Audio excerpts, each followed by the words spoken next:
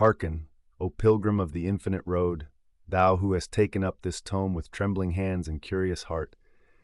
What seekest thou within these pages? Is it answers to questions that plague thy midnight hours? Is it solace for wounds that refuse to heal? Or perchance, is it the mirror in which thy true face might at last be glimpsed? Know this, beloved wanderer, thou art not alone in thy seeking.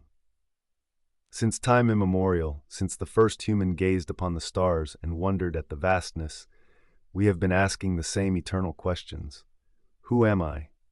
Why do I suffer? What is this strange dance of joy and sorrow, of light and shadow that we call life?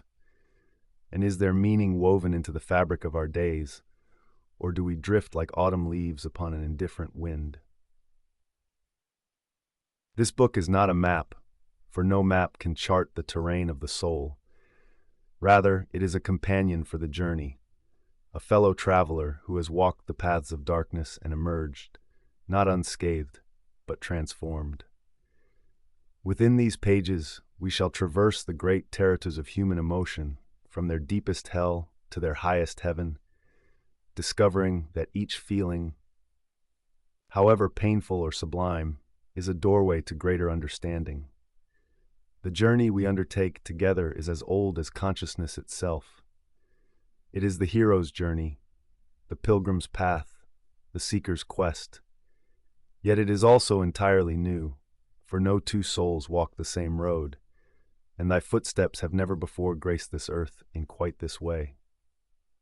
Thou art unique in all the cosmos, a singular expression of the infinite creativity of existence, and yet thou art also deeply connected to every being who has ever lived, loved, suffered, and transcended. We begin, as all great journeys must begin, in the darkness, not the darkness of evil or malevolence, but the darkness of the unknown, the unexamined shadow self that we carry but dare not face. This is the descent that precedes every ascent, the winter that makes spring possible, the death that births resurrection. In the pages that follow, we shall walk through 7 gates of shadow: fear, sorrow, anger, despair, shame, envy, and loneliness, each one a teacher disguised as a tormentor, each one holding a key to liberation. But descend we must, for there is no other way. The soul that refuses to face its darkness remains forever split, forever at war with itself, forever running from half of its own nature. As the ancient alchemists knew, the gold we seek lies buried in the basest matter. The treasure is hidden in the cave we fear to enter. The very thing we most resist becomes our greatest teacher. Descend, O my soul, into thy deepest depths, wrote the mystic poet of old. For there, in the place thou most feared to go, thou shalt find the pearl of great price, the philosopher's stone, the kingdom of heaven that was never anywhere but within.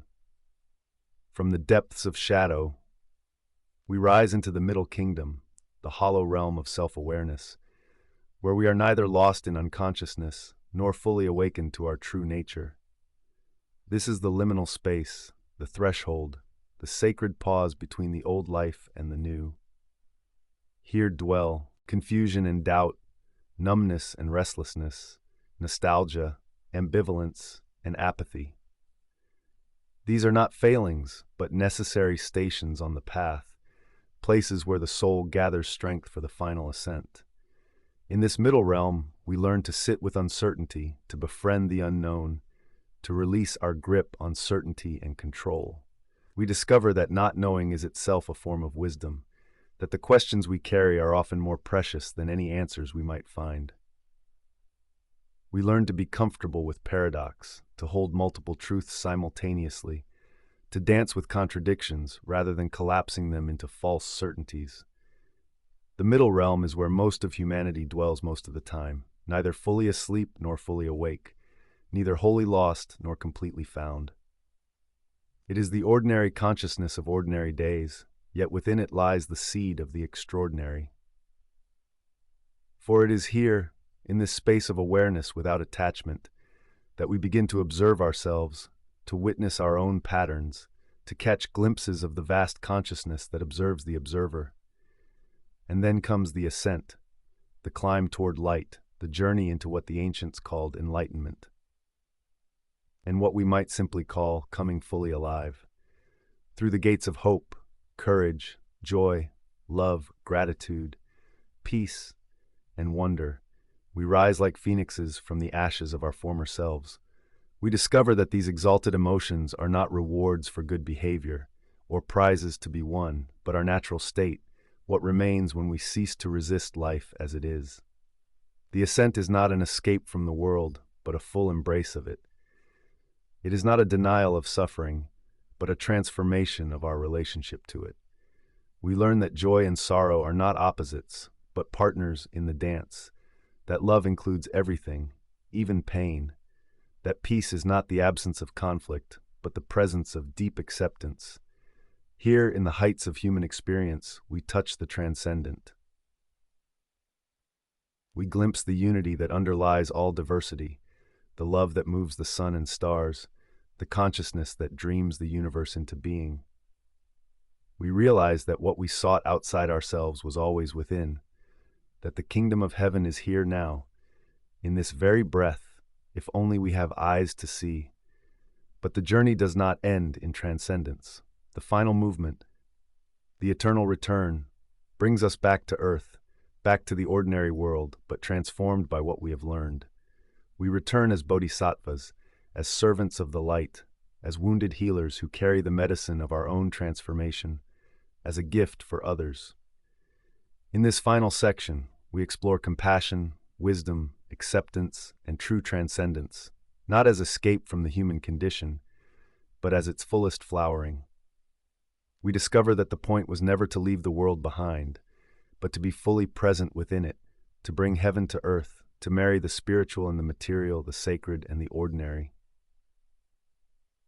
The circle completes itself, and we realize that every ending is a beginning, that we have returned to where we started, but now know the place for the first time.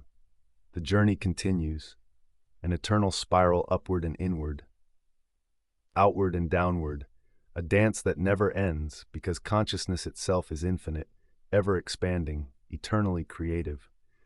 Dear listener, what I offer thee in these pages is not truth, for truth cannot be captured in words, but rather an invitation to discover thy own truth.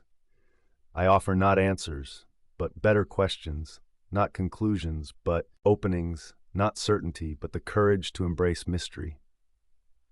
Read slowly, pause often, let the words sink beneath the surface of thy mind into the deeper waters of thy being.